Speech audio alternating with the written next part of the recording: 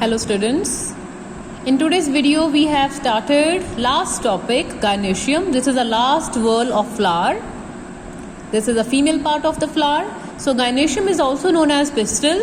It is composed of one or more carpel, and each carpel it consists of three parts: stigma, style and ovary. So these three parts I have already shown you in yesterday's video, so must check it.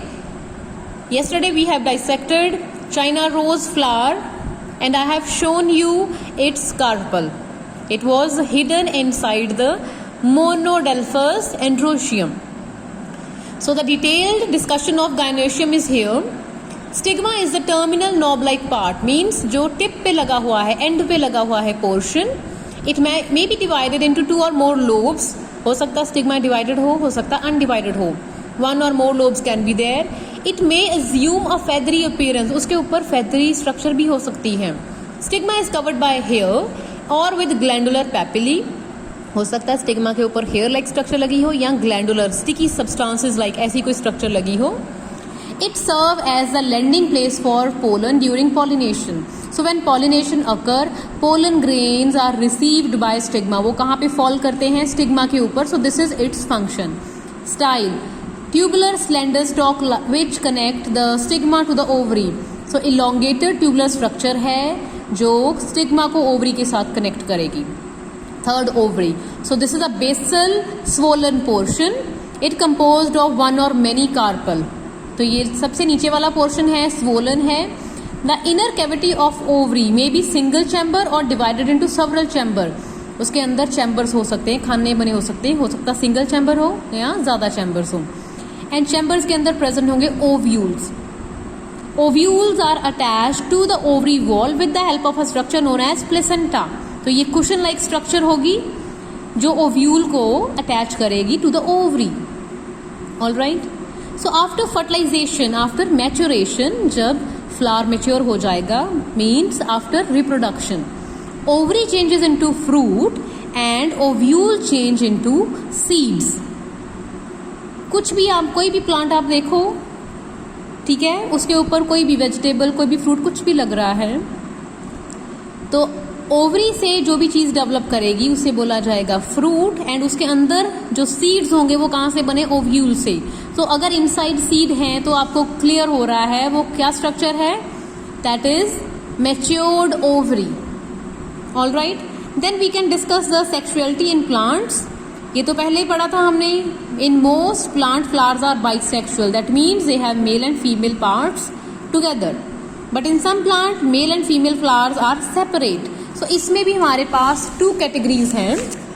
So look here, we have monoecious plant. Monoecious means when male flower and female flower, both different type of flowers, they are present, they are growing on same plant. एक ही पौधे के ऊपर male flower भी हैं, female flower भी हैं.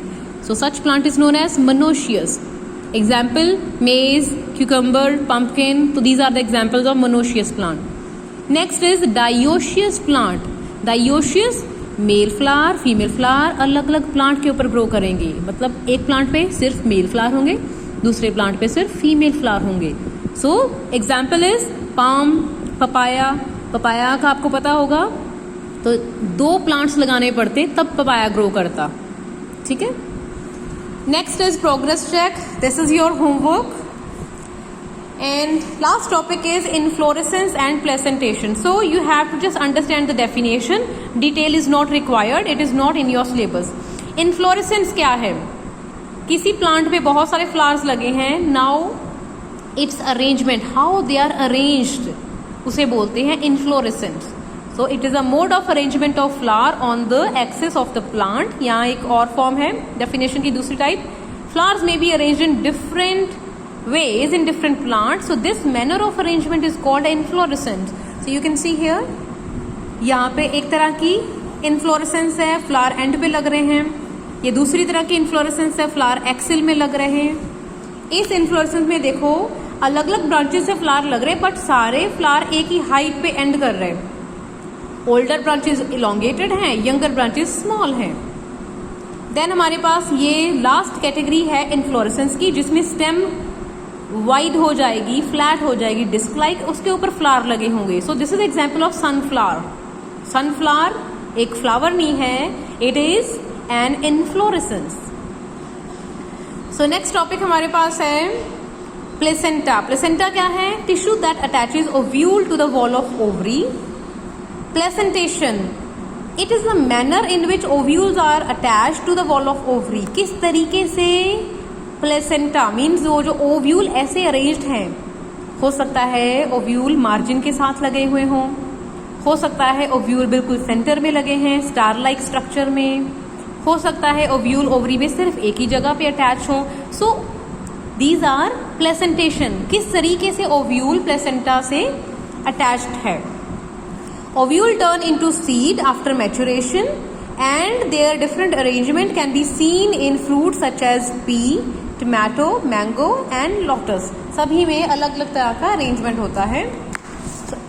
Even I have drawn, देख सकते हैं मटर के केस में, पीज के केस में ऐसे मार्जिन पे लगे होते सीड्स, लेमन के केस में ऐसे सेंटर पे लगे होंगे आपके सीड्स, मैंगो के केस में एक ही पॉइंट पे अटैच होगा seed with the fruit. So these are because of different placentation.